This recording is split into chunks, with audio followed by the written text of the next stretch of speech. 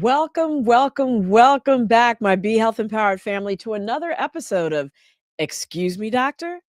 My name is Dr. Melissa Clark. Please call me Dr. Mel. I'm delighted to be back here with you all, doing what we do every week, which is making sure that you have all the right information that you need to make wise health decisions when it comes to your health, that of your family, and even of your community. So, keep it locked right here. Over the next hour, we are going to be answering your questions. Put everything, your concerns, your questions in the chat so that we can respond to them. That's why we're here. And I don't do this by myself. I always have to make sure that I have my wonderful producer and co-host here, Mr. Wayne Bruce. Miss Lila Mays is off tonight. We miss her, but we're going to make this happen, just two of us. We miss her. We miss her so much. Dr. Mel, what's going on? Hey to everybody in watching world. In chat land, chat land, streamers, followers, broadcast viewers. Hey, happy holidays. Happy holidays. I forgot to ask all y'all who are tuning in for the first time or who haven't done it yet, please hit that like button if you're checking us out on Facebook, and that subscribe button if you're checking us out on YouTube. Appreciate you. Yeah, hit all the buttons that keep you coming back. That's what we want. That's what we want, Dr. Bell. It's a holiday show. It's a holiday show. It's a holiday show. I got my sparkles here. Do you? I'm wearing red. But I wear red a lot. You know what I'm saying? Yeah. I just, we talking about holidays, parties, triangles, the whole thing. Boom, doom, doom, doom, doom, doom, doom, doom, doom, doom, doom. Whole deal, Dr. Mel. Thank you. We talk. Thank you. Appreciate it. Okay. We talking about food today, Dr. Mel. We talking about food. We talking about food, and that always reminds me of this, Dr. Mel. Chadwick Boseman. Oh, hell no, Carrie. Keep your brand-ass potato salad to yourself. Okay. So, he was upset about people bringing potato salad to holiday events. Got it. Okay. Well, we are talking about food today. We are. And, we got mac and cheese. We got the sweet potato. We planning a holiday menu, rice and peas, escovitch fish. We're going to be throwing down. I hope today's episode doesn't throw the wet blanket on everything, Well, we are going to be talking about making those, best choices for your holidays as you eat. We know that there are things that are on the menu that are going to spike that blood sugar, maybe make that blood pressure creep up, and possibly even lead to that January regret when we get on the scale. So we're going to be talking about that. So, I have to say, I started this year off so great. I started it off great, Dr. Mel. Right after the holidays, I was dialed in. There's something happened. My regret wasn't January regret. My regret was about September, August. Right after summer. It was summer regret. That's it. Well, but we're gonna prepare. We're not gonna prepare a bunch of salads or nothing. This ain't about salads. No, not at all. We're going to have an incredible lifestyle physician. His name is Dr. David Bowman. He's going to break it down for us, the real truth, not just about eating during the holidays, but how we can really set our course to meet our health goals for years to come, right? Not even just for the new year. So it's not about perfection, right? It's about power. It's about intention. It's about staying well while still celebrating with our families and friends and getting through the holidays, which can be lonely for some, right? It can be a source of stress. And so we normally turn to food for comfort. We're going to be covering all of that in this episode. So the bottom line is your holiday plate doesn't have to cost you your health. This is our mindful merriment edition, y'all. So share, because I know some of us need to hear this. I know it. But before we get into Dr. Bowman, we have to recap. Our recap. We We got a have to couple things recap. going on this week. Yep. What you Few got? things, not just a few things to wrap up the year. I know the sisters and all of us who love the sisters want to sit up and pay attention to this one. What is the link between fibroids and heart disease? Well, there was a recent study that had a really key takeaway for women who have uterine fibroids. It turns out after you get that diagnosis, there's an association. It's actually double the risk of developing heart and blood vessel disease, also called cardiovascular disease, that leads to things like heart attack and strokes. The study basically said that this risk is seen as early as a year out from the diagnosis, all the way up. It persists all the way through 10 years after the diagnosis. So I learned from you that Black women get fibroids more than white women. Does this apply across the board?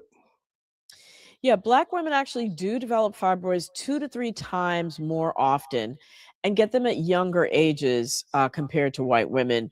We don't know all the reasons for that, but in this study, that association of fibroids and heart disease happened across the board: white women, Black women, all women, basically, regardless of race or ethnicity.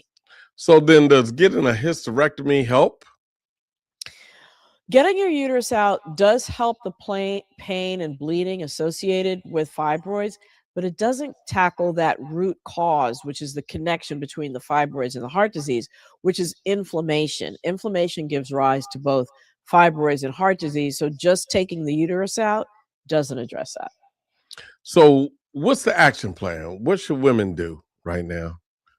So if your doctor tells you that you have fibroids, gives you that diagnosis, it Mm-hmm. should trigger a heart health conversation. Checking your blood pressure on a regular basis, your labs for cholesterol and blood sugar, talking to you about nutrition and lifestyle habits like sleep and exercise that are going to help to decrease inflammation and decrease, therefore, your risk of heart disease in the future. And if your doctor doesn't bring it up to your doctor. You heard it here first. Remember, prioritize you. That's the deal. Absolutely. Yes. Prioritize you. So the next one has got me shaking a little bit, Dr. Mel. Okay. Shingles vaccine and dementia. What's the headline about the shingles vaccine and dementia? I sure hope it's good news because I already had one dose and of the 2 doses I'm supposed to get. Well, congratulations to you for getting that one dose, but you really want to go back and get that second dose, and this is why. It's a good message. The bottom line is that in a study of 40,000 people, those who got the shingles vaccine were less likely to develop memory problems compared to the people that didn't. For those people that already had dementia, they were much less likely to die from the dementia if they got the shingles vaccine. How big a difference are we talking about? Well, it's pretty significant. Among people with dementia, the vaccine cut dementia related deaths by nearly 50% over about a 9-year period of time. It also reduced new cases of what's called mild cognitive impairment. So, those are Mm-hmm. just like mild memory loss Right. in people who were healthy at the start of the study. And they figured all this out by comparing people born just days apart in the UK and Wales specifically, those people who were eligible for the vaccine because of their birthday cutoff date, and some who weren't because they were born after a certain date. And Mhm. that makes the groups that they compared very similar, and it strengthens the findings. So I don't live in Wales. Is this the same vaccine I took, or do I need to go to Wales to get my second dose? So it turns out that no, the vaccine they used in Wales is no longer used in the United States, but there's no need to travel to Wales because newer research shows that the current shingles vaccine that's used here might be even more protective than the previous one that was being used in this study. So the bottom line is talk to your doctor about whether you're eligible to get the shingles vaccine. Mm-hmm. But basically, this is really kind of another vaccine win, right? This is one, though, specifically where your memory might benefit. All right, there we go. Now that's what I want to hear, Dr. Mel. Yeah, I that's don't some need good to news. hear bad news. Okay. I'm about to go get the other. Why am I talking like Bill Cosby in a Jello pudding commercial? I don't know, but just go ahead and get that that was second scary. dose. That was Go scary. ahead, Look, first. we just gonna go into the next thing, which is the weekly debunk. Stopping misinformation in its tracks. So I saw Rashida Reels said that we shouldn't let them give baby shots before they leave the hospital, especially hepatitis B. I don't know about that one, Dr. Mel. Is that true?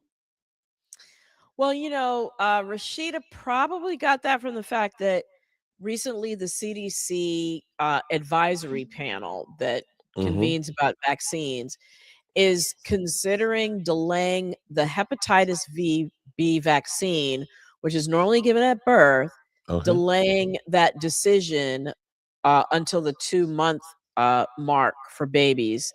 And, that's probably where she got it from. She probably read something about that. Wow. Because of the birth dose? So what? Well, doctors are really kind of calling this dangerous, right? Because the birth dose has been one of the most effective public health protections ever for infants. It dropped the hepatitis B infection rate by over 95% in the US. So delaying it can create this 2-month window where babies are unprotected against a virus that can potentially cause lifelong infection that could lead to liver failure and even liver cancer down the line. But if a mother tests negative for hepatitis B, isn't the baby at low risk? And so, that idea might come from the fact that, this is transmitted from the mom to the baby as the baby is being born, coming down the birth canal. Right. But it kind of doesn't work that way. The mother is not the only potential source of the baby getting hepatitis B. Other caregivers that are coming through, interacting with the baby can also be a source.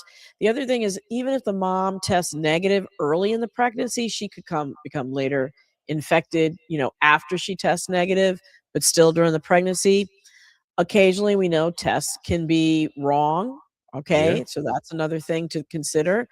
And then it also presupposes that,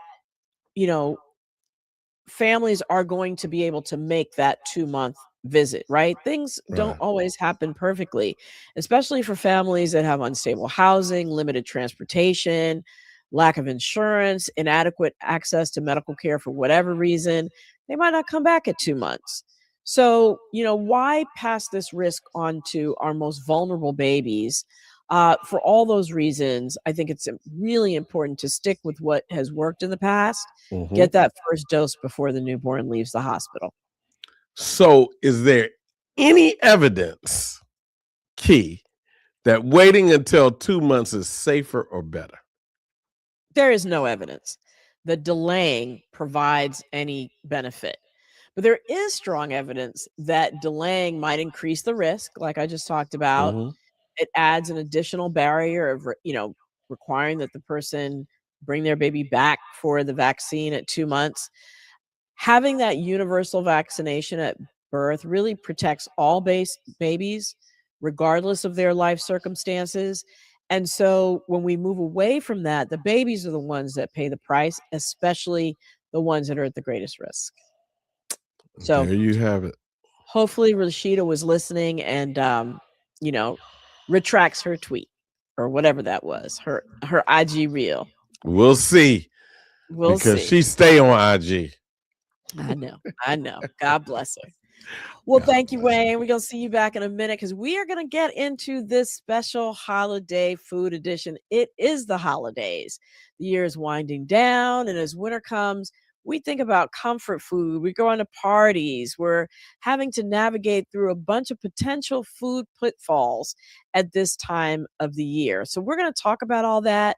We're going to talk about how to do it without sabotaging your health, understanding why the all start in January might be harmful, right? It might not be your best go to strategy. Plus, we're going to get some practical tips on smart swaps, portion truth, real life strategies that actually work to get us where we want to be, not just at the holidays and year round. And to help us do this, we have the incredible Dr. David Bowman. He is a double board certified doctor in both lifestyle medicine and pediatrics. He's on the faculty as well as serving as the assistant dean of student health and wellness at Howard University College of Medicine. And he's also a co chair in the American College of Lifestyle Medicine's Health Equity Achieved Through Lifestyle Medicine, or HEAL initiative. So we welcome you, Dr. Bowman. Thank you so much for joining us this evening. And we're going to bring up your audio. There we go. All There we right. go. Thank you so much, Dr. Mel, for having me again. It's always good to see you. You were instrumental in my development in terms of lifestyle medicine. So I really am glad that we can reconnect. And it always warms my heart when you tell me that. So thank you for mentioning it. Of course, you're a friend of the show.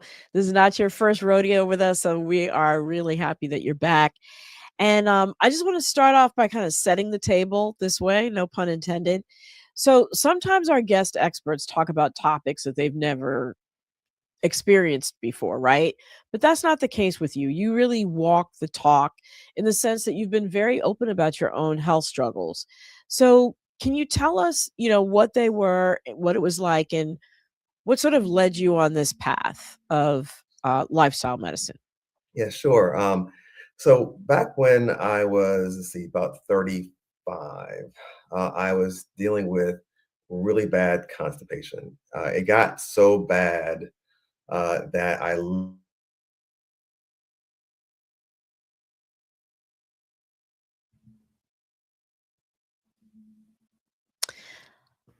no, I'm frozen on my side. You're frozen. Okay, you got frozen, but keep going. Maybe You we guys hear me? heard you up until when you had really bad constipation. It was so bad that I got froze. Yeah, so I'm sorry. So I had really bad constipation. It got so bad that I had anal leakage. So I'm walking around like, what the heck is that smell? It's me leaking anal fluid. And that's how bad it had gotten. And, I had surgery to get that fixed. They kept telling me just take Metamucil. Nobody really sat me down and said, let's take a look at your diet. Let's take a look at what was causing this problem. But I had constipation. I mean, I was going once every 4 or 5 days, wow. really small, hard turds, and just really uncomfortable. I missed a flight one time because I was in the bathroom too long, and so at the airport. So that was my life, and it was just like, well, at least I don't have anything life threatening, right? I had really bad allergies where if the pollen count was high, I knew I got to take some medications. If somebody was cutting the grass near me, if I didn't take my medications beforehand, it was going to be a horrible day. My eyes was going to start itching. I was going to sneeze all day. And it was just it was really uncomfortable. And nothing was life threatening, but uncomfortable. And I found out that I was doing global health and HIV work at the time. And I was doing some they told me essentially we were doing. So it's funny you talked about hepatitis B. So I was doing HIV work, and we stopped having kids being born with HIV because mothers took their medication, which is awesome for public health, but not good for job security. And so in that process, we didn't need as many HIV providers anymore. So that's great for public health, but wasn't good for my job. So I ended up doing a Daniel fast, which is from the prophet Daniel in the Bible, where he did 3 weeks of no meats and no choice foods, which at contemporary is doing a whole food plant-based diet for 3 weeks. I did that, and in 10 days, my constipation was gone. Wow. And That's it was dramatic. like, what just happened here? Like I Yeah. am constipated. That's what I am. But no, I'm not. I am fearfully and wonderfully made, but my Mhm. lifestyle was promoting disease. Right. And Right. so that really Big was a wake up distinction. call for me. Yeah. Yeah. Well, no, thank you for sharing that and just that dramatic turnaround. So I think that really sort of lets people know that everything we're going to be talking about is achievable, right? It's something that you've Mhm. done and that you've been able to see the differences with your health in your life. So let's start here. Why does healthy eating during the holiday kind of for some people feel like a code for abandoning your traditions, right? Mhm, mhm. Break let's start there. Sure. So when I think about healthy eating during the holidays, I think about the fact that, first of all, between Thanksgiving and New Year's this year, I think I counted there are 36 days in between those two holidays. Okay. So those three holidays, you take those 3 days out, and there are 33 days in between. So really, if you do fairly good on the other 33 days, the 3 days of celebration aren't as impactful Okay. as it sounds.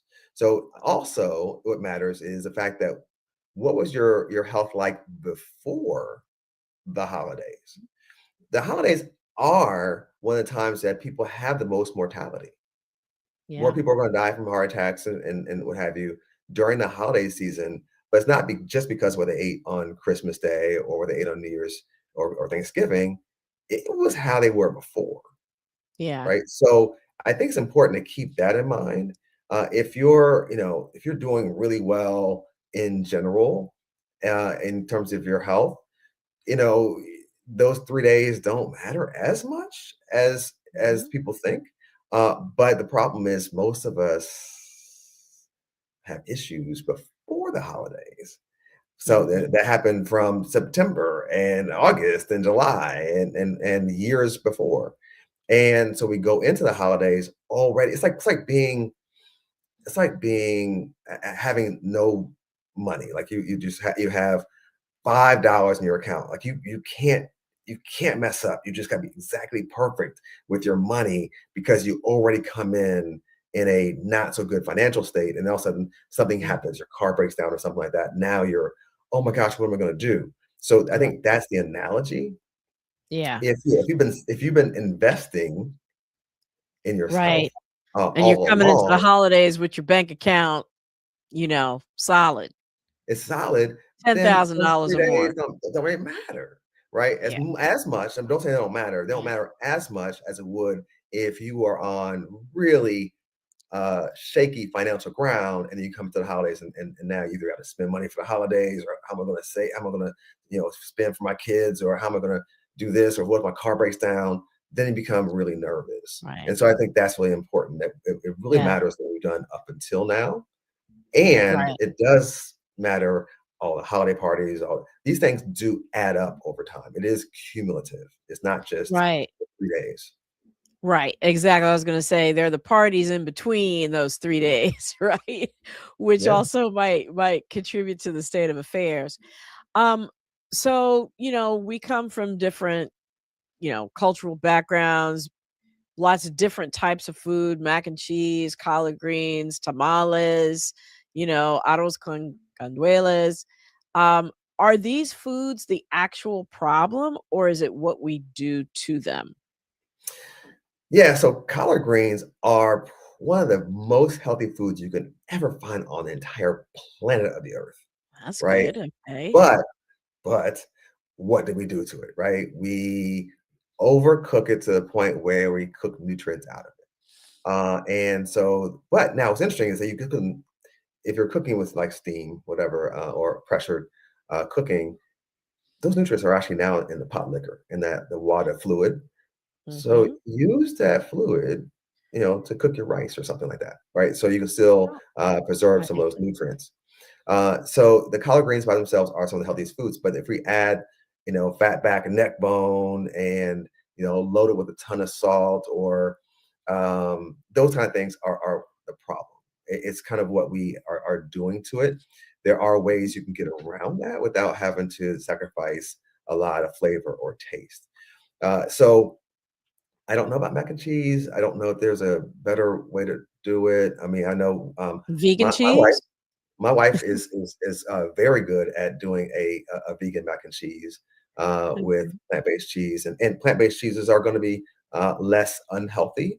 They won't be health promoting, will be less unhealthy than the regular cheeses. But then you kind of and now I never did mac and cheese growing up, just yellow cheeses. Just never did it growing up. So the only mac and cheese I know is hers, really. And so for me, it's great. But Right. it's hard to say compared to other people's mac and cheese. We did actually. It's interesting at her father's funeral. We actually cooked food because the caterers weren't going to have any food that we were going to eat. So we Mm. actually cooked the mac and cheese. We cooked collard greens, and we brought that to the repast. And people ate it up. They were like they thought it was just a different line. They didn't know that it was plant based and that They it didn't was healthy. discriminate. Right, and we got a lot of compliments over the food. So I think it's important that we can make food either less unhealthy or take healthy food and kind of keep it healthy by not adding a lot of the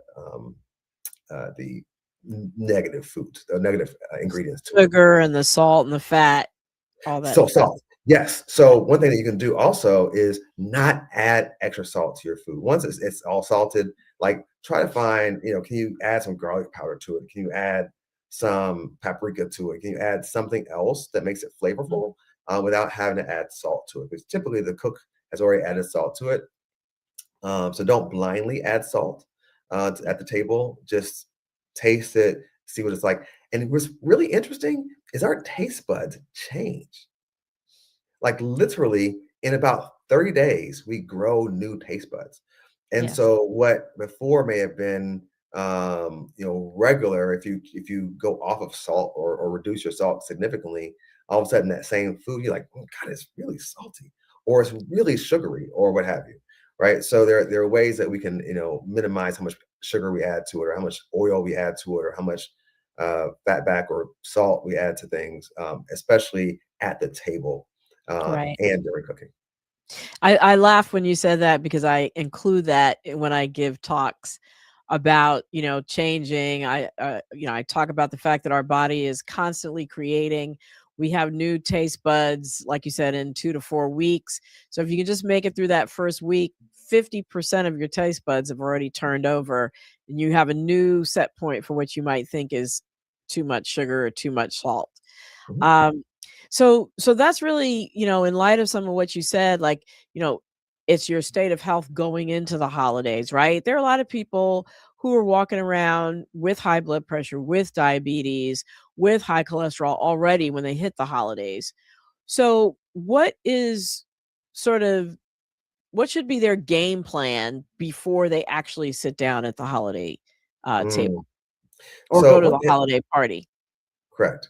One thing I want to say, a couple things I want to say about that. One is, um, and this is something that I think doctors miss, is each diagnosis is an opportunity to be a wake up call Mhm. for us to say something's out of balance.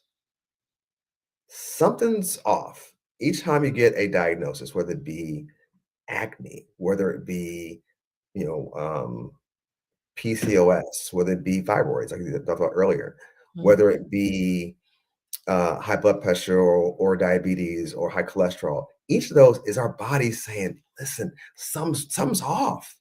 Right. Please pay attention. It's not like our body's saying, please give me medication. It's Mhm. saying, please pay attention to the underlying cause of these health conditions.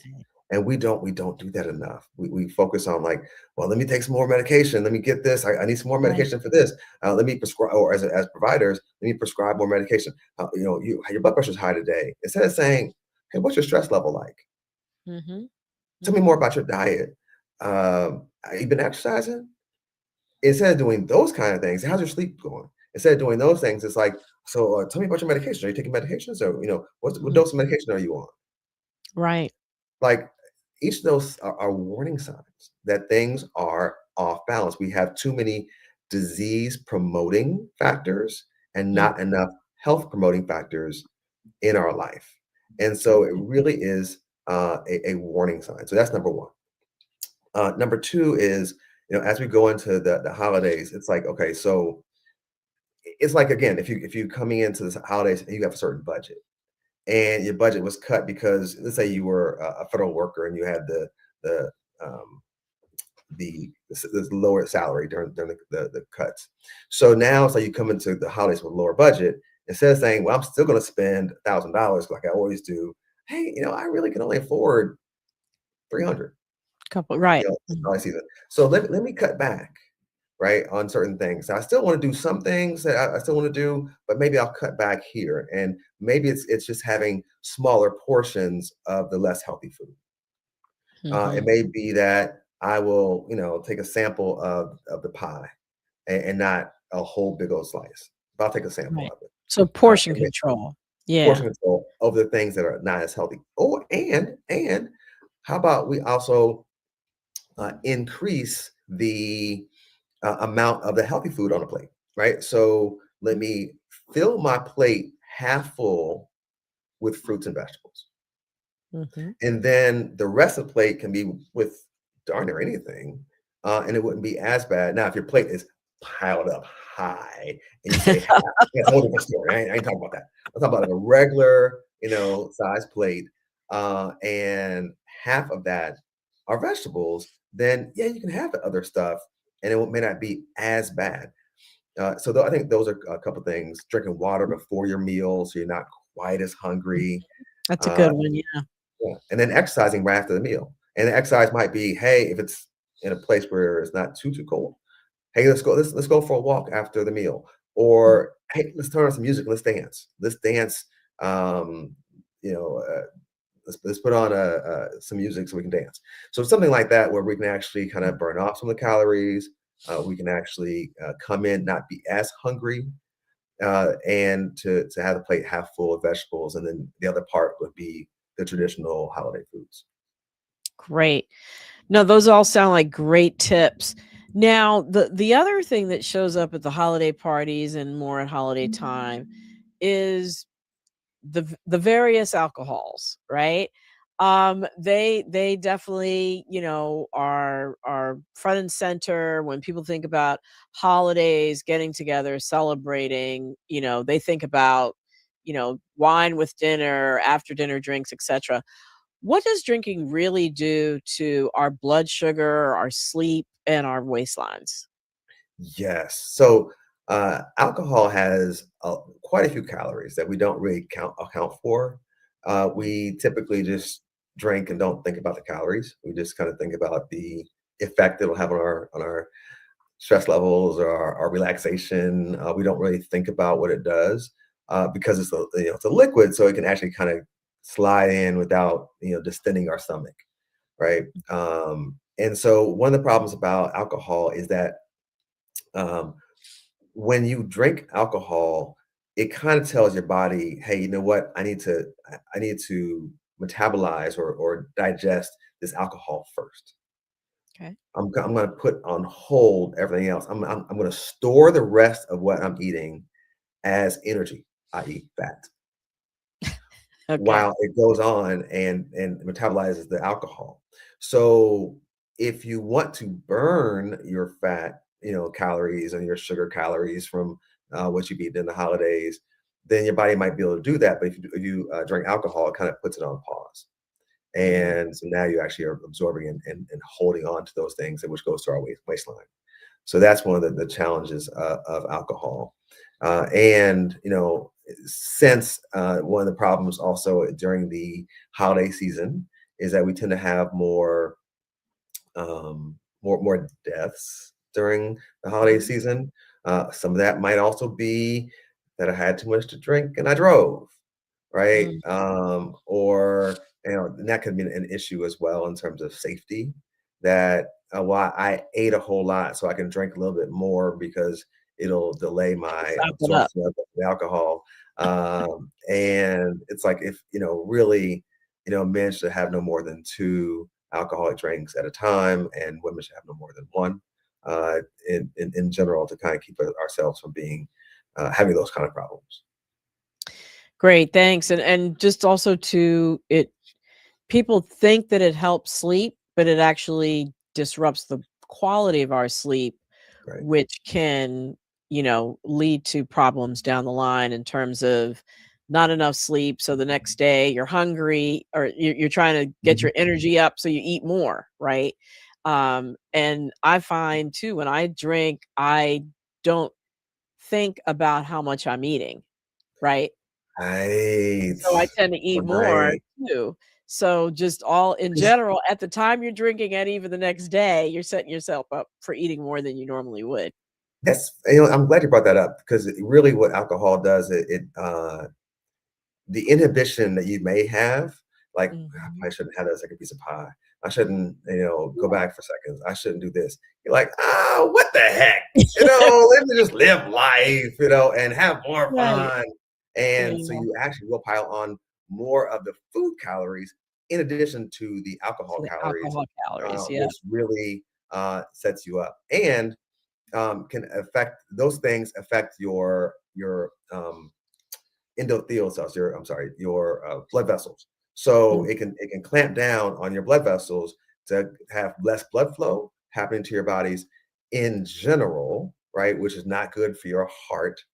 But it also has less blood flow elsewhere as well, which might reduce some of the celebrations you may want to have later on afterwards.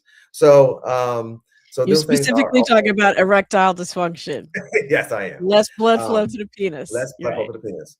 And so Uh-huh. that is also important. So actually, if you want to make sure that's better, a lot of green Mhm. vegetables actually make that better as well. So the more the green vegetables that we have, the more blood flow happens to all of our bodies. It happens to our Mhm. brain. It Make happens note to out there, our, brothers. I'm and just it saying. happens to our penis. Right. So get some veggies. Have what's called a veggie Viagra effect. All right. Okay. You heard it here first, veggie Viagra. Mhm. Um, so, a lot of folks see healthy eating as a January reset, right? Mm. Something, hey, we're just going to indulge during the holidays and then we'll take care of it in January. From a lifestyle medicine perspective, why does year-round consistency matter more than short-term dieting or maybe detoxing in January? What's happening inside our body when we kind of keep stopping and starting with a Mm. healthful way of eating? So a couple things. One is the accumulation of pounds between Thanksgiving and New Year's makes it harder for us to stay at a healthy weight. So Mhm. if every year I'm gaining, 10 pounds over the holidays, then you can see what happens in 10 years, right? And so now I got to try to work extra hard in January, and I lose 3 pounds or 4 pounds, but then the net every year is a +7, and over a 10-year period, +7 times 10. How did that weight come on? I don't know how it came on, because we splurged over the holidays and try to get rid of it in January. So I mean, I love January in general, that it's a brand new year and we can really think about what we can do differently this year. But really, it's the accumulation of all the things that we do throughout the year that matter. Again, going back to the finances, it's like, now if you won the lottery, that you get a big bolus when you win the lottery. But in general, if you keep the same income but you have more and more expenses, you're not going to be off at a good financial state. Similarly, uh, we accumulate issues. We accumulate fat gets deposited in our liver. Fat gets deposited in our pancreas. And so we end up having these fatty liver disease because of the splurging that we did over time. And yes, eating healthy and exercising in January would help. But one, we can't I shouldn't say we can't depend on it, but many people are done with their little January challenge by January 10th or 15th, and they don't keep it up. And so Right. that becomes the other issue. let me go ahead and splurge now because I'll do good in January. Well, one, you might not make it to January, number one. Number two, uh, again, you're now making yourself work extra hard in January to try and compensate for that. And it really, there are silent things that keep happening each time that every meal, every meal that we have every day, our body, we can choose you this day, whether you will have a healthy day or a day that's going to be hurting your body. And we have that opportunity every single solitary day. However, again, it's not just the 3 days of a holiday that are the problem. It is really the other, if I tell people once a day, once a month, something, 362 days. correct. It's the 362 days that are the problem. It's not the 3 days of a holiday. So I know though that you have a program that helps people that is for the other 362 days. Can you tell us a little bit about it? Sure. So we have a program. My business is called Lifestyle Med Revolution, which we're on IG and Facebook, and lifestylemedrevolution.com. But we have a business where we actually take people through a Daniel fast, and we'll do that in January. And it's not just a restriction of food. We on the Daniel fast, you don't eat any animal products. We don't eat any white carbs, any preservatives. Don't add any extra sugar to your food, and no alcohol. And so it is, but it's not just so much a restriction. It's really being intentional about giving our bodies what it needs. And the good thing about us, another way that we do it is, because I'm a lifestyle medicine physician and my wife is a health coach, we bring that healthy aspect to it. And we have very vibrant discussions in our community about, well, tell me about this. And I have questions about that. And who do you follow on Instagram that has, good, healthy recipes? And we do all kinds. We help people read labels. We help people understand about and learn about their health. We have health coaching calls. We have other different events that we do to help people really understand the power of their health. And we do that throughout the year. We don't just do it in January. We do at least 4 throughout the year. And each time, if you do one now in January, and we do another one for Lent, that's not 21 days, it's a little longer. We do another one in the fall, etc. So we keep doing that over and over again. Each time you learn something different, you're like, oh wow, I learned something new. I mean, I've done this probably 20 times, and I still learn stuff every time I do a new fast. It is really it's not just a reset. It really is an opportunity for us to say, what happens when we put ideal nutrition in our bodies? How soon can we get better? Wow. And you have a story that goes along with that, right? In terms of how quickly you got better within 10 days. Yeah. Within 10 days. And that's the thing that I don't think people get is that, these chronic health problems that we have, people say, oh, you're going to be on medication for your high blood pressure or high cholesterol forever. You're going to have this forever. Yeah, if you keep your same lifestyle. Right. But there's a great chance our bodies are amazing. We are fearfully and wonderfully made. Our bodies are amazing at healing themselves if we stop injuring it. Right? It's like, imagine if I had if I hit my shin on a drawer one time, my body was like, oh my gosh, it hurts a lot. But eventually it's going to heal itself. But if I hit my shin on the drawer 3 times a day, it'll never heal. And so that's what happens when we, keep injuring our arteries and keep injuring our liver and keep injuring our bacteria in our gut and our heart every single solitary day, 3 times a day. It becomes a problem. Yeah. So listen, I can't believe it's already time to bring the audience in. Gonna ask Wayne to come on back and let us know what's going on in the chat. Any questions that are out there, comments, stories that people want to share about their own health journey. We're here for it. So Wayne, what you got?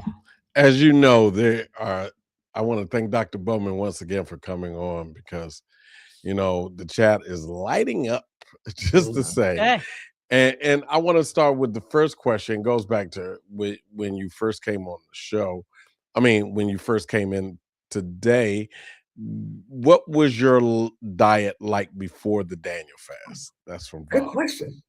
Good question. So I had stopped eating pork in college, pork and beef in college. So I was still eating poultry and seafood.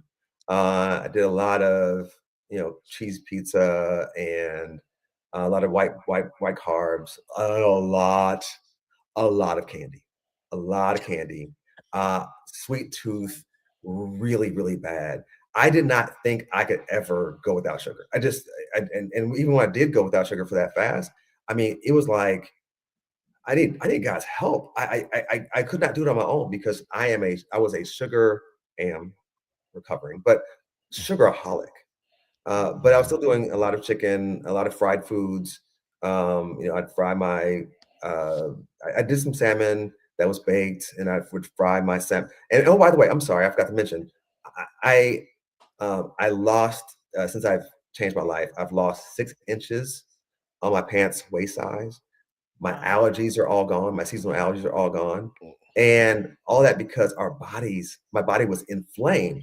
In fact, believe it or not, chicken is one of the most inflammatory foods that we can eat, as well as eggs, because they have what's called arachidonic acid. Arachidonic acid is blocked by ibuprofen, and so ibuprofen is an anti-inflammatory.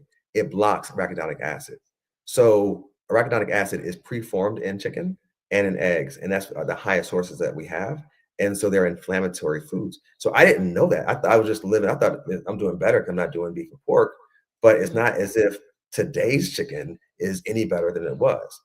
Uh, so that's one of the issues. So I was poultry, seafood, a lot of white carbs, a lot of no whole grains, a lot of white grains, a lot of white carbs.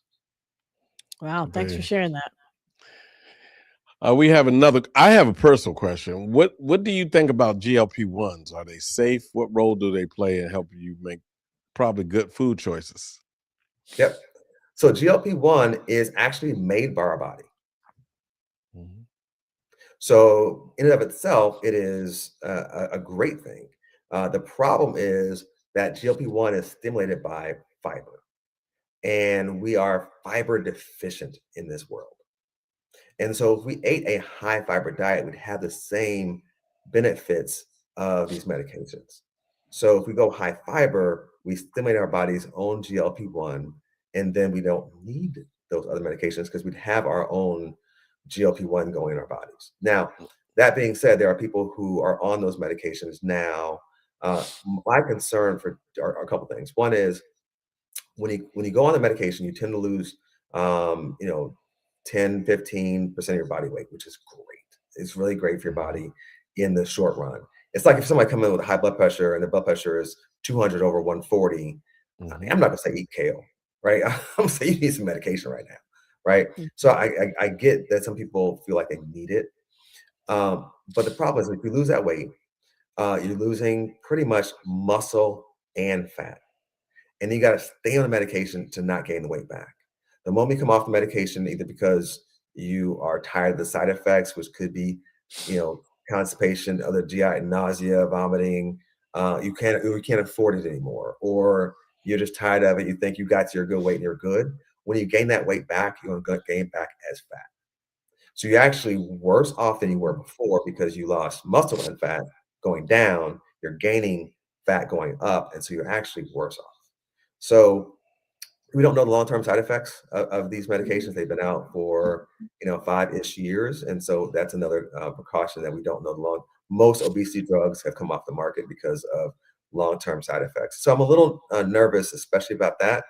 And then when people are going to do the medications, they have to exercise. You have to lift weights and get stronger and keep your muscle mass for people who are going to be on those medications. And then the second thing is learn what to eat. If you just eat less of the same foods you're always eating, yes, you lose weight, but you never learned how to eat. And so to me, it's important that you learn how to eat. Again, if you go to a predominantly whole food, plant-based diet, where you do whole plant foods. If you do that while you're losing that weight, then at least now you're also learning so that when you come off the medication, you can stay lower. But if you're just eating less of the same foods you've always eaten, when you go back, your hunger comes back, your cravings come back, and you're still eating the same foods, and so you'll eat more of them, and you gain that weight back. Wow. Thanks. And ironically, the things that you're saying that you should do while you're on the medicine are things that if you did them in the first place, you'd lose the weight anyway. Exactly. Yeah. Exactly. Yeah. So I'm going to ask you because we have quite a few comments in the in our comment section. There's talking about different diets, Mediterranean diets, other diets, intermittent fasting. What are some of the diets that are being marketed to people Mhm. that we should stay away from? Good. Let me talk about the Mediterranean diet first.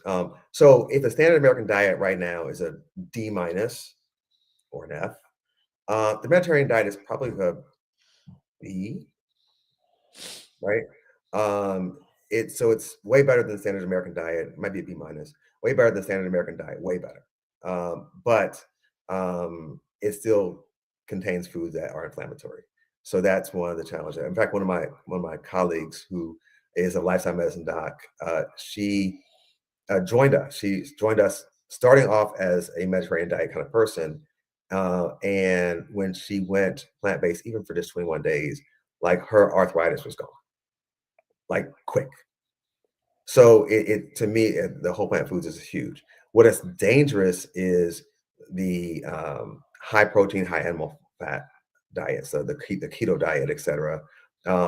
They do give short-term results, but they end up causing it's like you think your financial status is better Mhm. because you got a credit card and you got, space on your credit card, so you keep on swiping and swiping. I'm good. No, I'm good. I got this. I got this.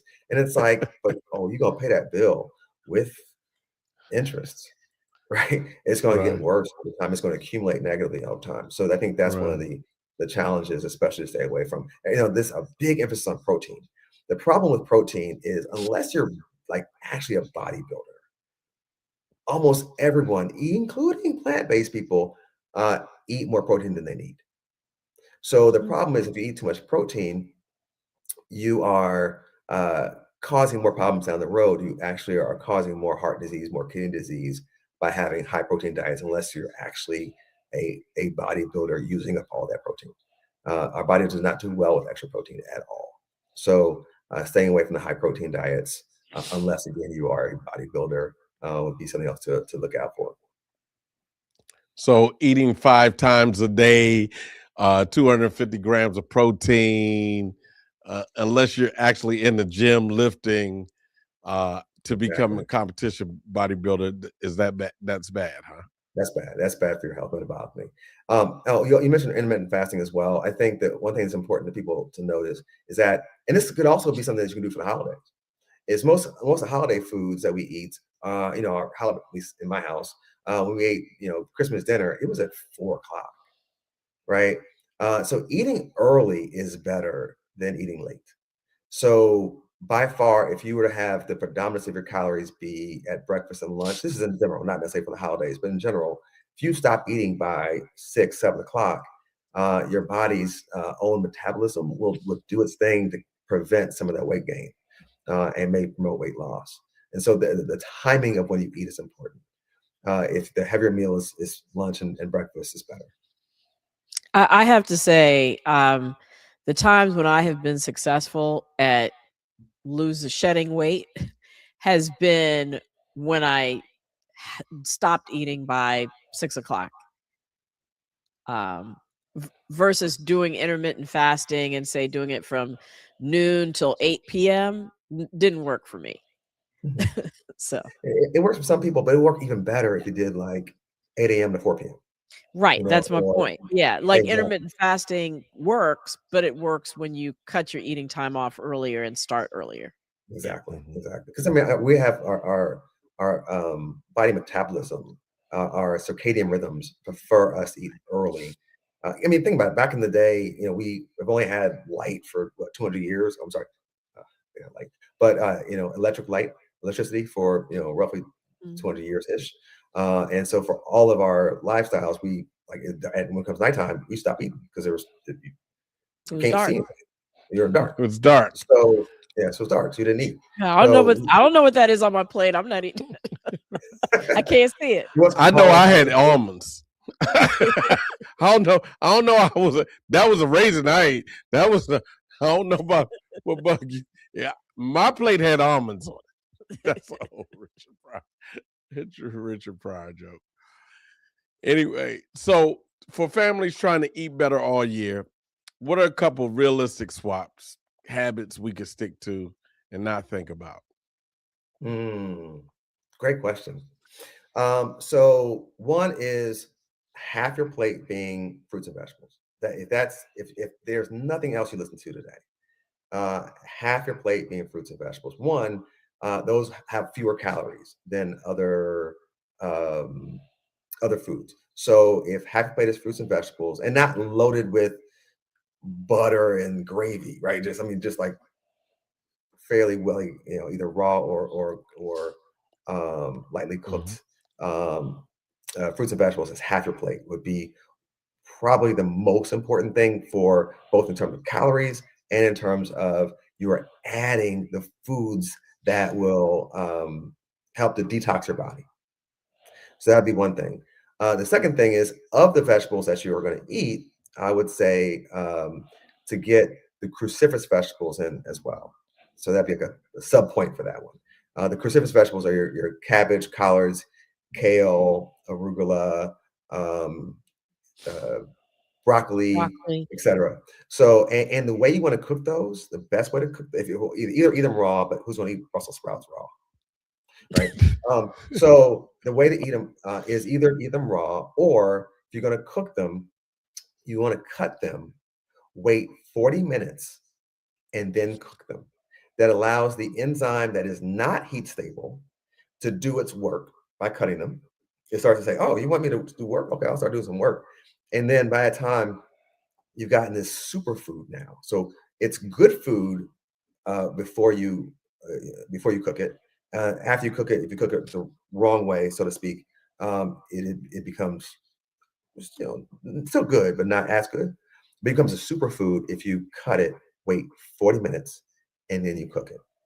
Then it becomes a superfood because now that heat stable compound is already preformed, and so that's one of the things. So what if you cut it the night before and then cook it the next day? Oh yeah, like you can buy it pre-cut. Minimum 40 minutes. Okay. Minimum 40 minutes. You can buy them pre-cut, cut them earlier in the day, etc. Okay. So that's one thing. The other thing I would say is add in more of your legumes, your beans, chickpeas, lentils, and soy. Those are really powerful because they're high fiber. High fiber means that our gut bacteria are going to be happy, and they're anti-inflammatory. And use those as your protein for your meals. At least try to do it once a day, ideally all day, every day. But if you don't go all the way, at least one meal a day being a plant-based protein meal. And that's it. Got it. Well, thank you so much, Dr. Bowman. This was a great end of year show for us. The one that's going to take us through the holidays and into next year. So thank you for dropping all the wisdom that you did. Thank you, Be Health Empowered Family, for the great questions. Thank you, Wayne Bruce, as always. We will be back in the new year, but still catch us in reruns on Mondays. Remember, be wise, be well, be health empowered, and have happy holidays. Take care, everyone.